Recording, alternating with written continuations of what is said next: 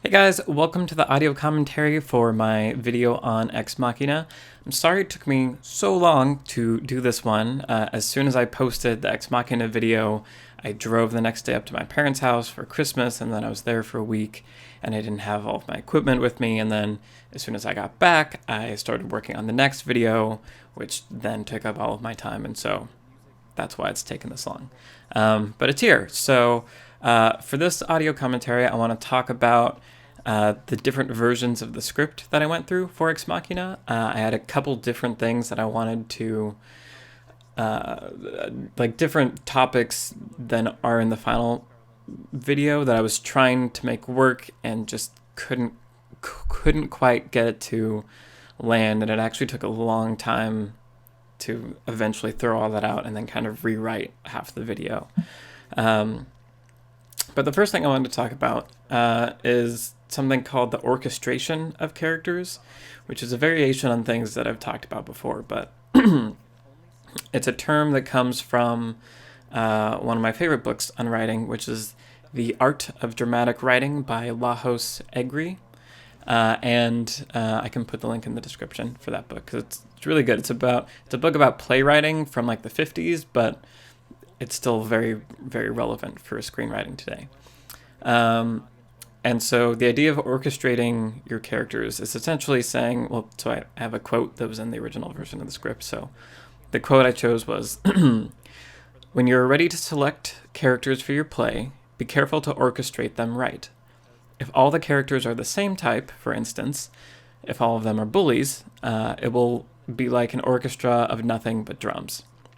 So I probably could have read that better. But essentially he's saying, when you are writing and creating the characters for your story, there needs to be diversity. Like they can't all just be variations of you or variations of the same kind of type. There needs to be inherent conflict.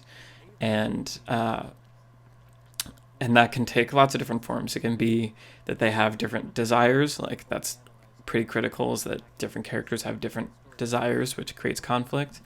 But it can and probably also should be that they have different values. And when characters' values are pitted against each other as well as their desires, that generates an even deeper level of conflict. And a quote about this that I always remember and was going to use in the video is from Tina Fey's book Bossypants,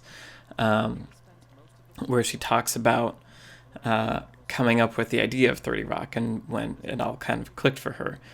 And so the quote from that book that I like is, a triangle between, so this is me talking as Tina Fey, "A triangle between me, Alec Baldwin, and Tracy Morgan felt like it had potential. These three characters would have completely different views about any topic that came up: race, gender topics, politics, workplace ethics, money, sex, women's baseball, and they would all agree and disagree in endless combinations."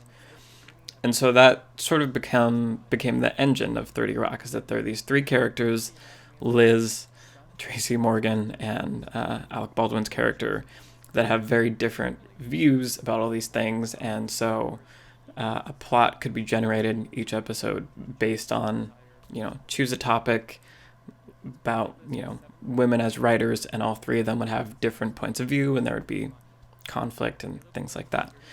And so as that pertains to Ex Machina, I feel like Ex Machina is really interesting to look at because it's three characters in a room, basically. Like it could be a stage play, essentially, because it's just all character-based conflict.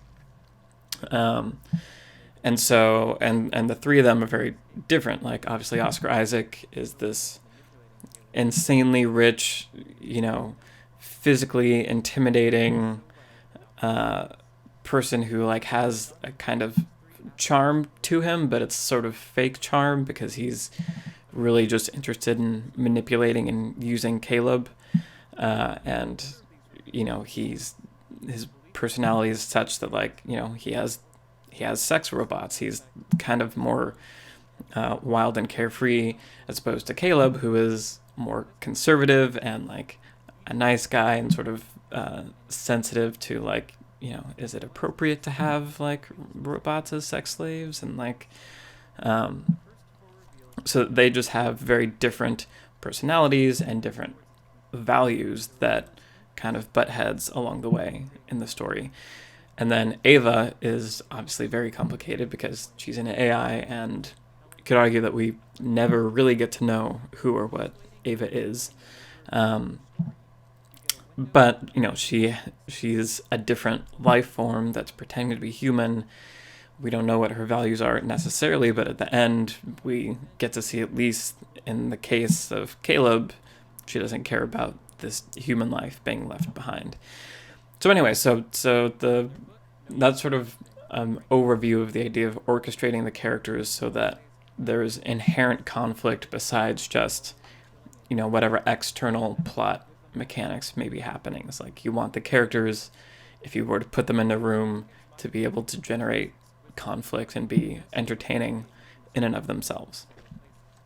The second big part of the script that got cut was a way of trying to reframe writing as creating a game. I'm a very big gamer. I play lots of video games. I like board games. And so the structure of a game is fun and more interesting to me, or engaging in a way that, sometimes just staring at a blank piece of paper can be. And so what I was trying to do is use the kind of setup of the film itself, which is, Oscar Isaac's character has essentially created this game for Ava, and try to use that and apply it to the writing. So it's a little complicated, but to get into sort of the point that I was talking about, it's like, if you look at your characters as players in a game, then there are sort of three basic things that are required for a game like chess, let's say. So in chess, there's like a clear goal, which is to capture the other player's king. And so similarly, all the characters have their own goals. Ava's is to escape, Oscar Isaac's is to run this test, and Caleb's starts as wanting to help run this test, but then becomes helping Ava escape.